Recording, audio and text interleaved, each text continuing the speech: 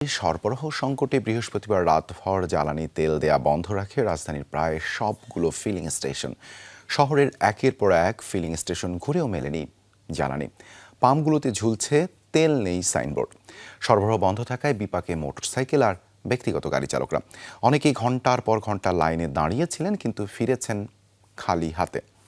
Pump মালিকরা বলছেন, মজুদ ফুরিয়ে যাওয়ায় সাময়িকভাবে বিক্রি বন্ধ রাখতে হয়েছে। আজ ডিপো থেকে তেল পৌঁছালে আবারও স্বাভাবিক হবে কার্যক্রম। তবে গ্রাহকদের কণ্ঠে ক্ষোভ, সংকট নিরসনে সরকারকে দ্রুত কার্যকর উদ্যোগ নেওয়ার আহ্বান তাদের। হেমায়তপুর থেকে পুরো ঢাকা শহর রাত 12টার পরে বের হয়েছে, পুরো ঢাকা শহর রাউন্ড মারতেছে, কোথাও তেল পাচ্ছি না। সবাই বলে তেল, আমাদের সরকার থেকে বলতেছে আমাদের দেশের তেল অফুরন্ত তেল আছে, কোনো তেলের ঘাটতি নেই, কিন্তু আমরা তো তেল পাইতেছি না। তেল না পাই তো গ্যাসের কতক্ষণ গাড়ি চালান যায়? এক ট্যাঙ্কি গ্যাস হলে হাই 60 কিলো চলে। সমাজের একজন ন্যূনতম মানুষ হিসেবে তো আমরা তো দাবি করতে পারি চলার জন্য যে একটু তৈল পাইতে পারি, বলেন। তারা বলতেছে না, এখন এর জবাব কে দেবে?